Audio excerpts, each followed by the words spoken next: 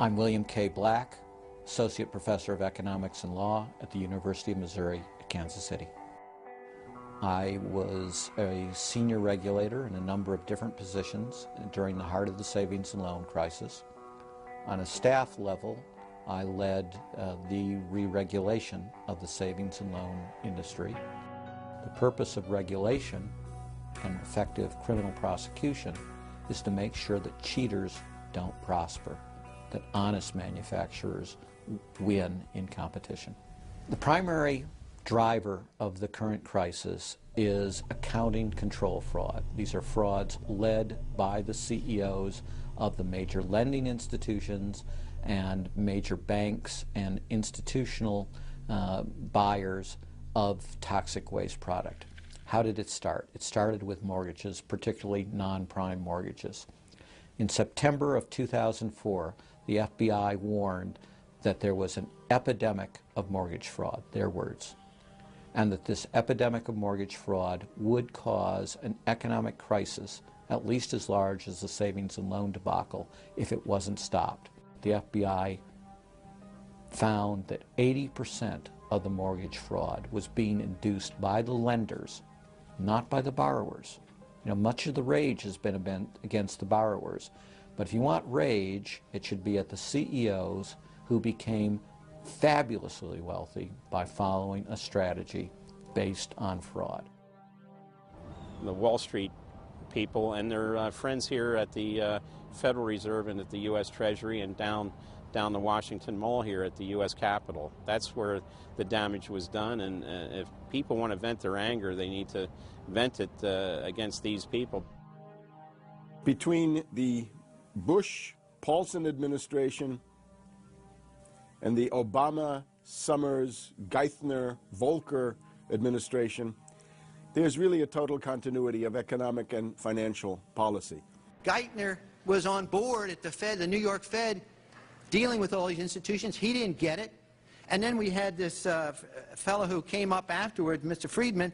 He was on the Goldman Sachs board, and he didn't last too long as the Fed chairman. Why? Because he had a conflict of interest. Is it possible that there's so much conflict of interest here that all you folks don't even realize that you're helping people that you're associated with, and you should be recusing yourself for America's ethics?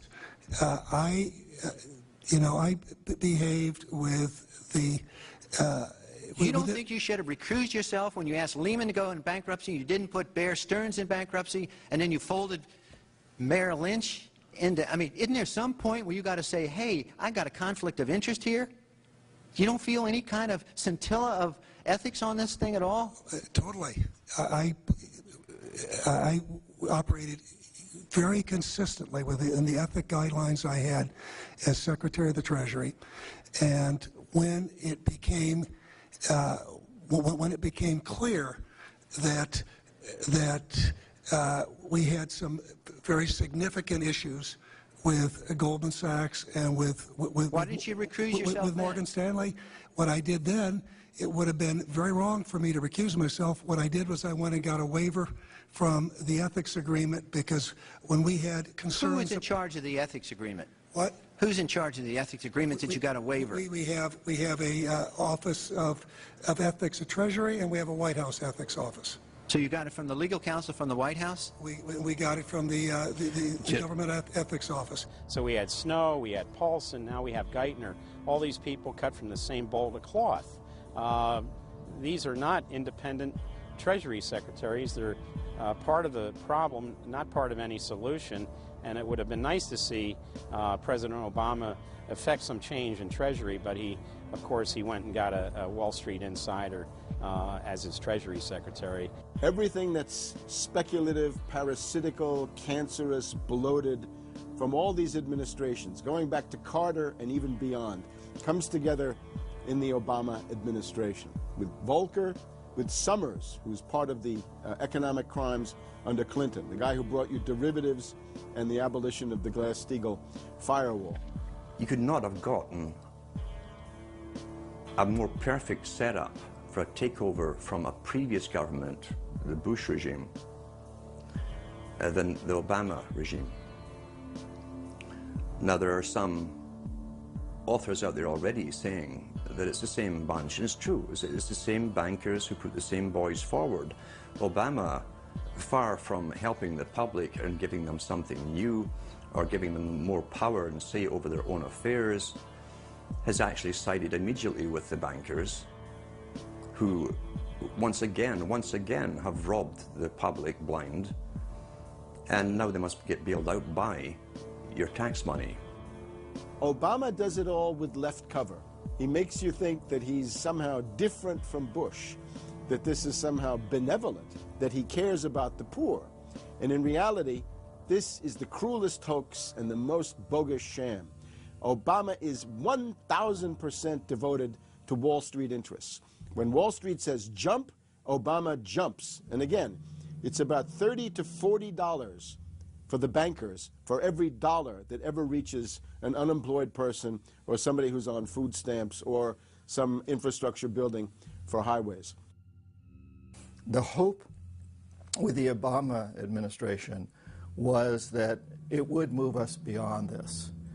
But unfortunately, what we're seeing more and more is that Obama has brought in many of the economists who bought into the system in the past. Larry Summers is a very good example. And so many of his economists, many of the people there, you can really almost at this point relate Obama to Hoover, who did something similar in his presidency, as opposed to Franklin Roosevelt, for example, who brought in a very fresh team. So the concern here now is that Obama's falling into this trap of bringing in the same people who put us in the position that we're in today, and other people who buy into the same theories that brought us here, this mutant form of capitalism. Presumably what most politicians want to come in is say, hey, the problems of the past, they're due to the old guy, and I'm cleaning house, and I'm going to bring in a new team, and don't blame us for the things we've inherited. Can't say, you know, those policies of the past that came before were insane because you got the guy that was one of the key architects of those policies. People need to stop having allegiance to their political party. They need to have allegiance to the Bill of Rights, the Constitution, and what has made our republic so special. The basic human rights and dignity that every citizen of this country inherently has. Not because it's some right given to us by government, but because our Bill of Rights, our Constitution, enshrines that these are inalienable rights given to us by God, that we inherently have as sentient, free, conscious beings. But instead the public cheers on the Republicans as they win, or cheers on the Democrats as they defeat the Republicans. It's an endless, staged, gladiatorial event, special interest own both parties, and they project this false left-right paradigm up as like a movie screen. And behind that, behind the throne, the establishment is able to control our society and engineer it into this high-tech police state. If you try to let the finance oligarchs who created the crisis turn around and say they're the doctors who are going to get you out of the crisis, they will dig you deeper and deeper into the bottomless abyss of world economic depression, financial collapse, and disintegration. The Democrats have really done more to destabilize the American economy and to help the big banks on Wall Street than the Republicans have done. I would imagine that the Republicans know a little bit more about finance and markets enough that when someone like Goldman Sachs asks the Congress to change laws as they did in the 90s to do away with position limits on the futures contracts, the Republicans would have said, no way, that's completely inconsistent with any notion of a fair market. But the Democrats, I have a feeling, are just not financially literate enough to say no. And I think that Goldman has very shrewdly positioned themselves with the Democrats, because the Democrats typically, like many NGOs that I've run into, they seem to have a complete inability to comprehend these issues of markets and finance and how it relates to social justice. So under the Democrats, we also saw the repeal of Glass-Steagall. Glass-Steagall said there's an inherent conflict of interest between the commercial banking side, which is the lending side, and the investment banking side, which is taking an ownership position. And we have to end this conflict of interest by separating these two entities. You can have investment banks and you can have commercial banks, but they have to be separate. Do you think that the repeal of Glass-Steagall was a tragic mistake? No, I don't think so. You could be a commercial bank like Chase Manhattan, or you could be an investment house like J.P. Morgan, or a bank like Bank of America, or an investment house like Merrill Lynch. But you couldn't be both. And as the 90s went on, the screaming hyenas of Wall Street were demanding that this prohibition, this regulation, be abolished. This was an illegal and inappropriate form of casino.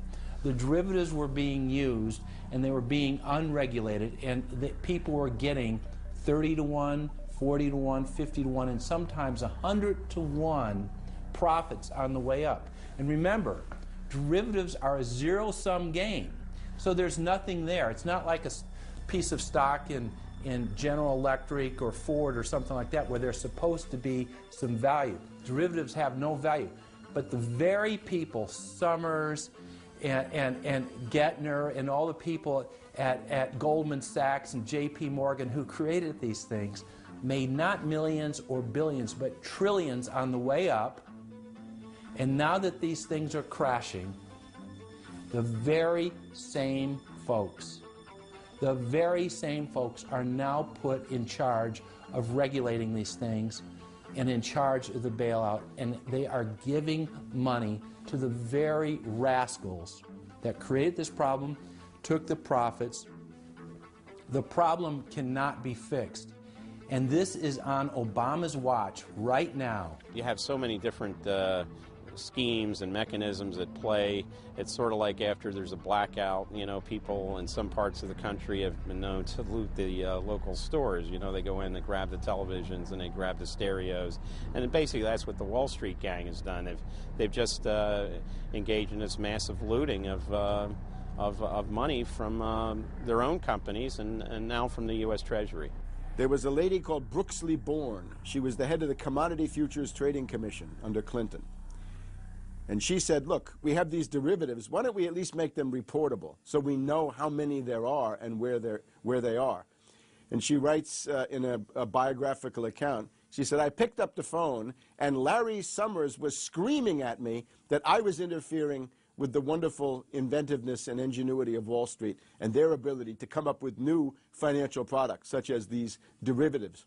Brooksley Born was the chair of the Commodities Future Trading Commission, CFTC, which regulates many financial derivatives. And she said there's a grave danger out there in the form of these credit default swaps.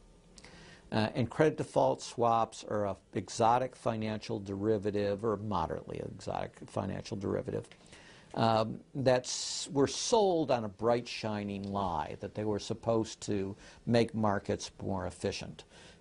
In fact, they allow utterly insane gambles, and they're really great devices for accounting fraud as well. She actually says, I'm thinking of adopting this regulation. The Clinton administration goes berserk, and in particular Larry Summers, but also Rubin. Now behind Larry Summers, there's another layer. Bob Rubin of Goldman Sachs, the Clinton administration, and Citibank. And he also thought that derivatives were a wonderful thing for the U.S. economy, and he made sure that they were never regulated. We can't forget Alan Greenspan over at the Federal Reserve.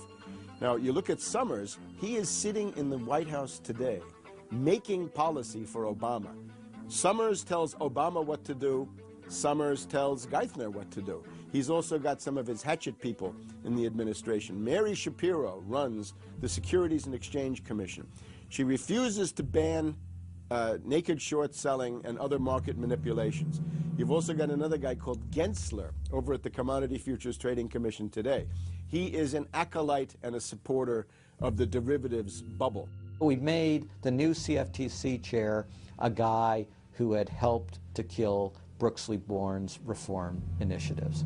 And we just did this under the Obama administration. This was a pre-registered, pre-organized, predetermined event. anybody who knows that if you allow the banks to become unregulated financial institutes with tsunami-like weapons of mass destruction like financial instruments like derivatives, to allow that to run up to levels that are 50, 100, 200 times the gross domestic product with no value. They know that they are taking the profits on going up, but they also know that the end result is the destruction and gutting of this economy. The scam is simple. The insiders buy hard assets and political influence as the fiat bubbles expand. And then, at a time of their choosing, they purposefully implode the bubble. You've got a very small group of people, and the Federal Reserve and the global central banking system and the Bank of International Settlements in Switzerland, who are purposefully managing the boom and bust, credit supply, credit contraction, money supply growth, money supply contraction, to create artificial roller coasters and artificial volatility that they can trade around without taking any risk. It doesn't cost them any money. And if they do make a mistake because they're, as George Bush said, oh, the bankers on Wall Street are drunk. It is uncertain. There's no question about it. Wall Street got drunk. That's one reason I should turn on the TV cameras. Let's say they walk in one day and they push the wrong button and they lose the bank $1 billion or $5 billion or $100 billion. They can appeal to the government to bail them out. It's a totally asymmetric relationship between bankers and the rest of the economy. If they make a mistake, they get bailed out. If everyone else makes a mistake, they get put in jail, called a terrorist, and we never hear from them again. But it's a more sophisticated form of slavery, and we're going through it today. We see the taxation is going up all the time with the supposed crash of the banks that was not a happening out of the blue. It was set up for this time. They could have kept it going for another few years if it suited them, and then crashed all the bubbles. But now is the time. As they say in their own writings, now is the time. One of the great benefits of an economic model from an economist standpoint is you can basically get whatever results you want. You can manipulate the inputs to make that happen. And that makes it a very easy tool to use to hoodwink other people. These manufactured, these engineered financial catastrophes are the result of a central banking system that has the ability to add and subtract credit, add and subtract dollars and money at will to create this roller coaster effect. Because unlike most people, the banks are able to make profits as easily on the way down as they can on the way up in any given situation. Volatility is great for banks and professionals. Volatility is not great for the most average people. Their operatives in government and media then hold the economy hostage by issuing the ultimatum: give us unlimited bailout money or the economy dies. What's being used is what I call, to try to get the money, is what I call the suicide threat, where, you know, if anybody has ever seen the movie Blazing Saddle, the sheriff is surrounded by hostile town folks. He takes out his gun, points it at his head and says, you know, don't move or I'll shoot. Well, that's what the big banks are saying. You know, give us unlimited cash or we'll die. And if we die, you'll die, because we're too big to fail. It is a false flag attack, because Hank Paulson will get up in front of Congress and say, we need $700 billion because that thing, that existential threat, the market is attacking us, and we need this handout to fight Mr. Market. Mr. Market is out there. We need to fight Mr. Market. It's an existential threat. Meanwhile, he is Mr. Market. He's the one causing the problem. We had Paulson, a representative of Goldman Sachs who happened to be running the U.S. Treasury, came forward with a hysterical briefing for the Congress saying, we, the Wall Street bankers, demand $700 billion in bailouts. So they say, yes, we'll give you all the money you need. Well, you know, these are arsonists. Paulson, Tim Geithner, Bernanke, they're arsonists. They're asking for more matches. And the Congress is saying, who do we make the check out to? Who do we send these matches to? Who do we send the matches to? Is a ton of matches enough? Can we send you some gasoline to go with those matches?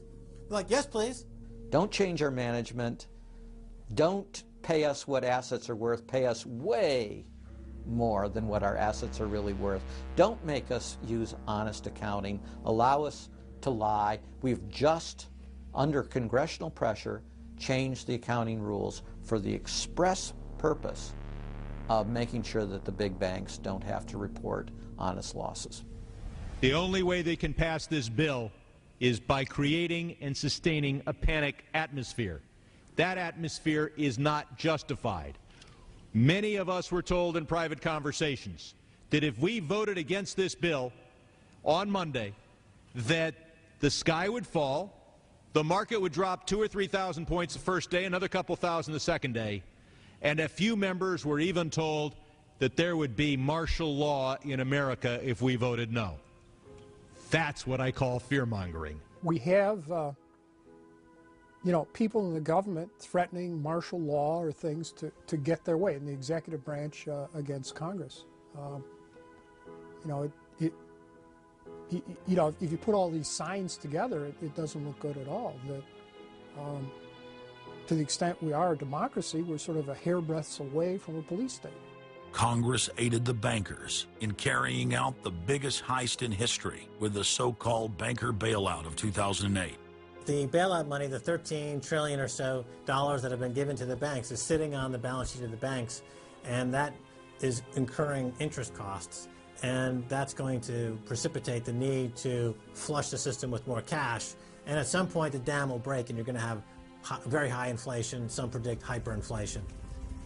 You cannot print phantom money out of thin air, backed by nothing, and producing practically nothing without destroying the world economy.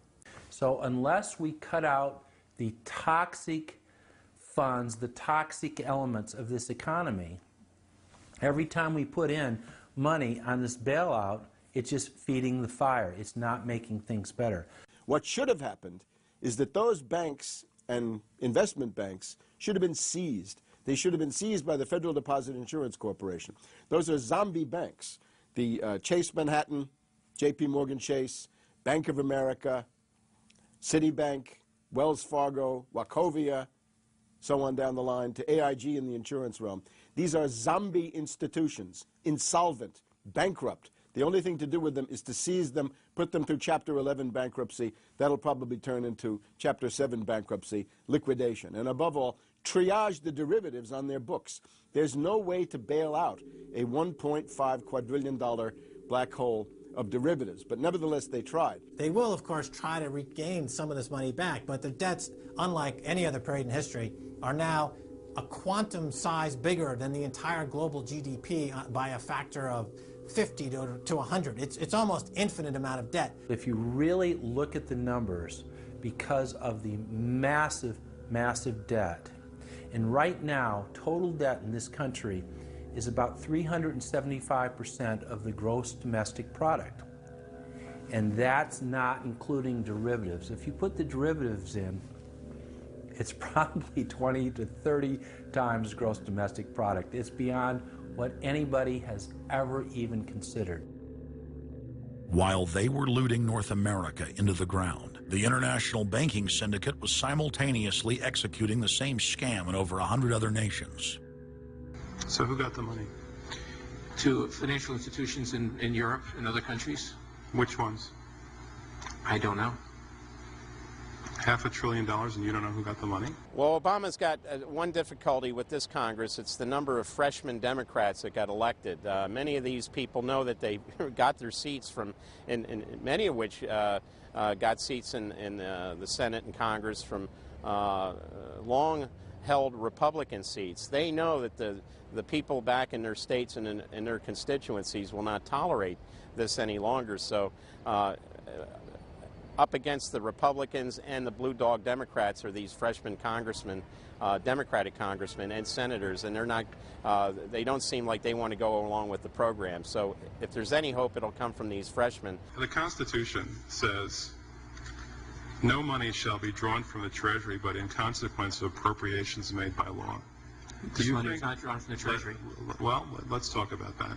Do you think it's consistent with the spirit of that provision of the Constitution for a group like the FMOC to hand out $500 billion to foreigners without any action by this Congress? Congress approved it in the Federal Reserve Act. When was that? Quite a long time ago. I don't know the exact date. 100 years ago. The original act is 1914, I believe.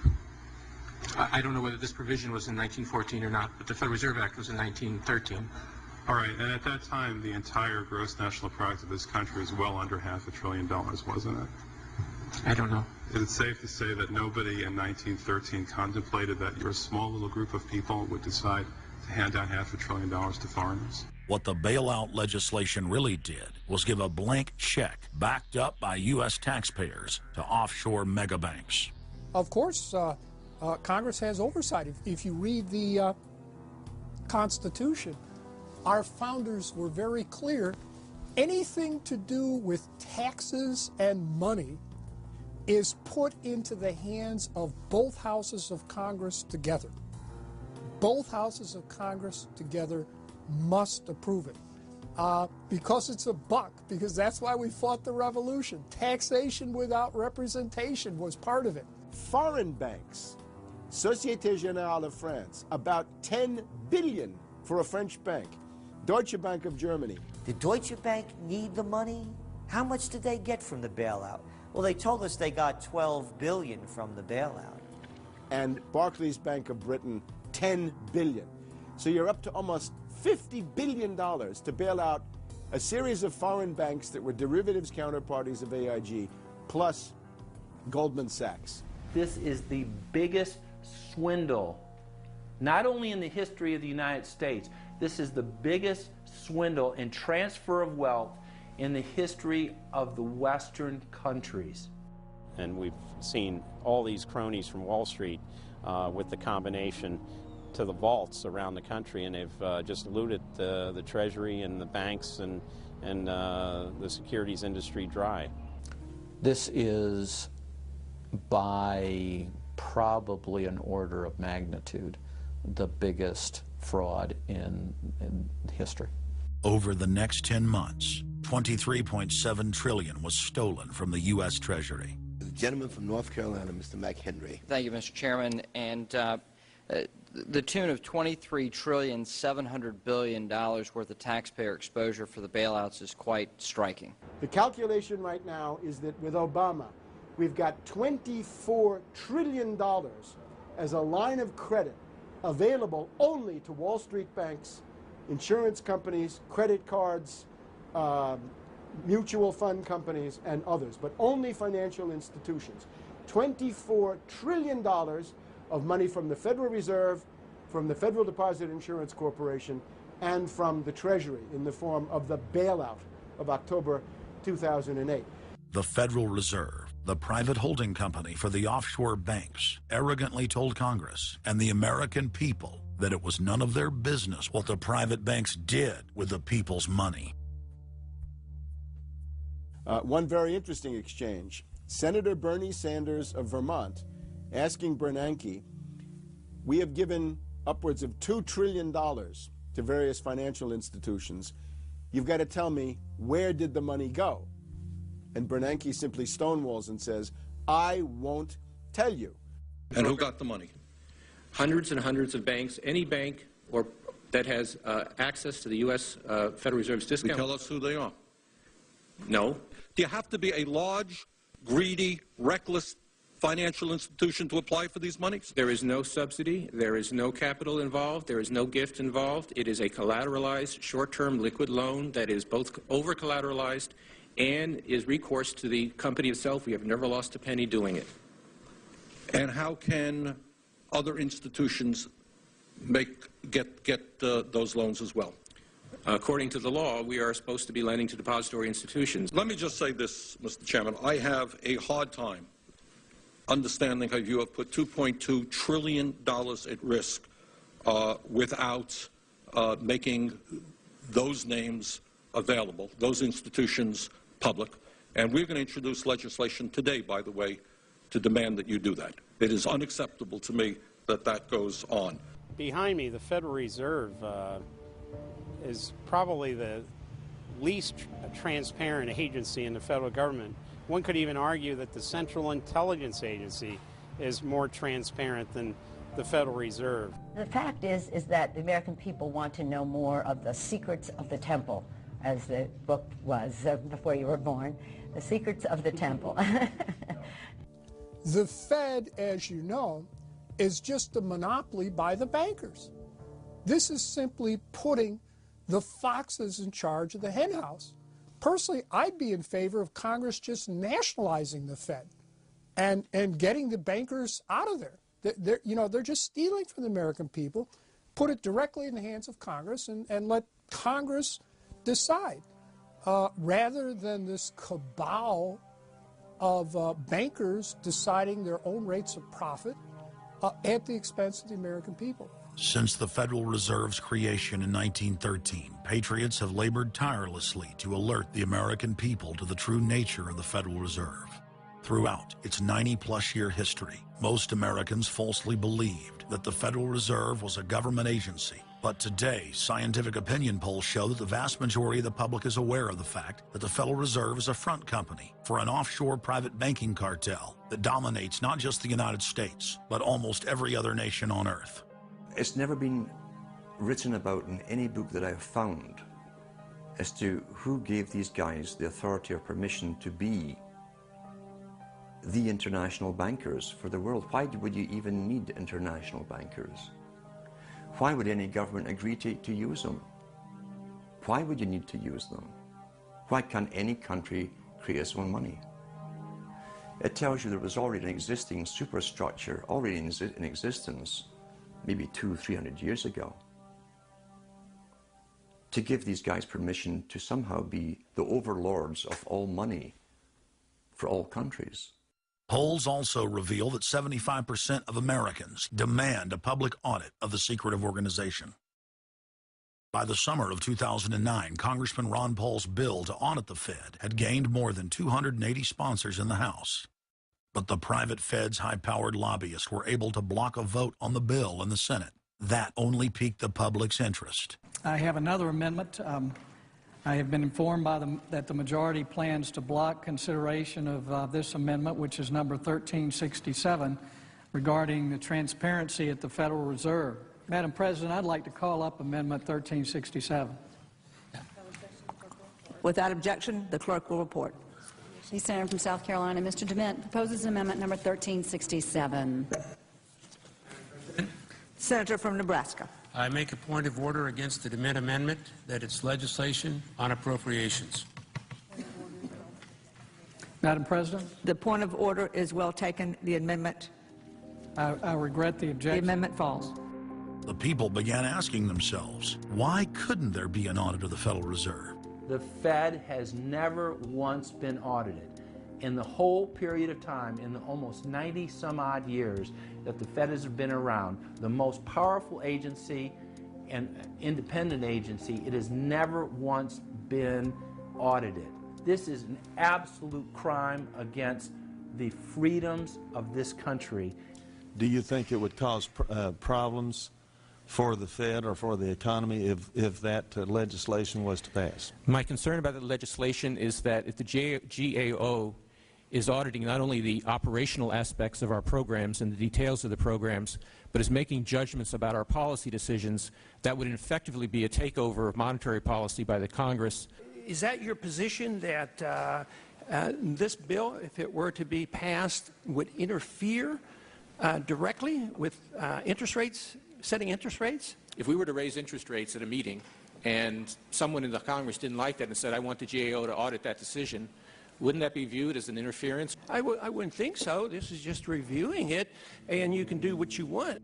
The Federal Reserve has never been subjected to an outside audit. And if you audit them, it's very likely that Greenspan, Bernanke, and Volcker might all go to jail. It was announced earlier today, that there will be a hearing on H.R. 1207, the bill to audit the Federal Reserve Bank. This will be the first independent audit in the Federal Reserve's 96-year history, and it's long overdue.